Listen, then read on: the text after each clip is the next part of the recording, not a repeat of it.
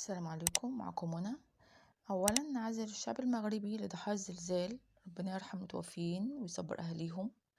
كان عددهم في اللحظة دي 2012 متوفي، وربنا يشفي المصابين اللي عددهم 2059 مصاب، واللي في حالة حرجة كانوا 1404، ربنا يشفيهم كلهم يا رب.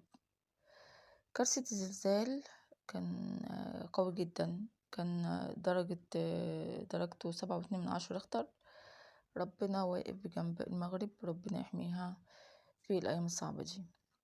الزلزال القوي مشكلته ان هو بيبقى فيه توابع، ياريت الناس في المغرب تخلي بالها. الموضوع التاني، رئيس الوزراء مصطفى مدبولي كان بيتابع سير العمل في المتحف المصري الكبير، وهم خلاص قربوا يخلصوا يعني المتحف المصري الكبير، ويقربوا يفتتحوه يعني قريب ان شاء الله.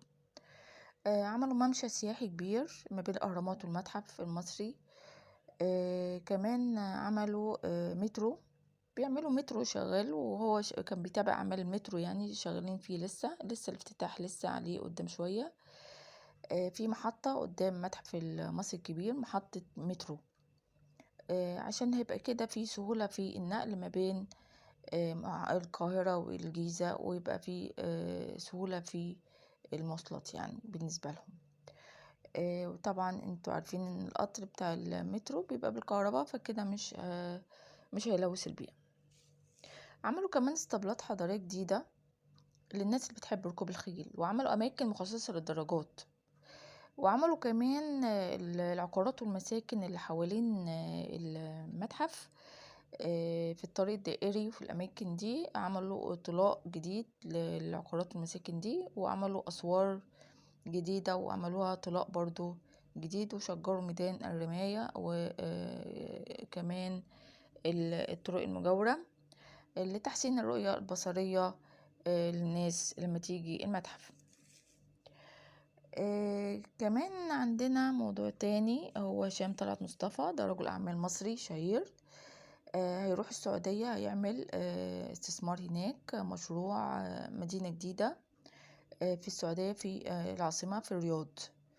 هو هشام طلعت مصطفى عمل هنا في مصر، عمل مشاريع كبيرة ناجحة زي مدينتي والرحاب، فهيعمل هناك مشاريع برضو للسعودية. وهنا زي ما بقول هنا، زي ما السعودية بتيجي مصر والإمارات والدول العربية أو دول أجنبية بيجوا هنا مصر يستثمروا، احنا برضو مصر بتستثمر في الدول التانية، في أي دولة تانية برضو ممكن نستثمر فيها، دي حاجة عادية خالص. موضوع تاني، وزير المالية محمد معيد سدد 25.5 مليار دولار في 6 شهور من أقساط وفوائد الديون النصف الأول من العام الجاري. مصر على طول بتدفع الديون والأقساط اللي عليها. كمان عندنا دخل قومي السياحة ومنقذ السويس، ومن طروحات حكومية مستمرة زي شركة الشرقية، آخر حاجة الدخان.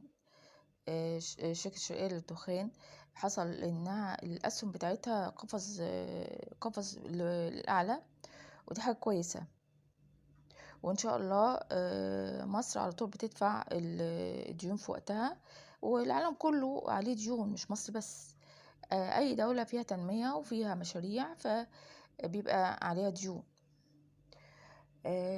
موضوع تاني اللي هو مصر ومجموعة 20، في خبير اقتصادي قال ان في 88 مليار دولار حجم تبادل تجاري هيبقى موجود في ما بين مصر ومجموعة 20، ومصر كمان هتكون مركز تجاري لتخزين الحبوب.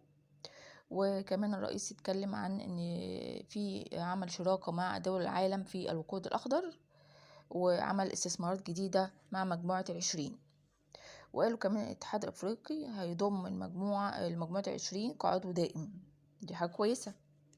كمان ده غير كمان مجموعة بريكس اللي هو تكامل اقتصادي، هدفه ان هو يتخلص من هيمنة الدولار، والاستثمار هيبقى عن طريق العملة المحلية، دي حاجة كويسة.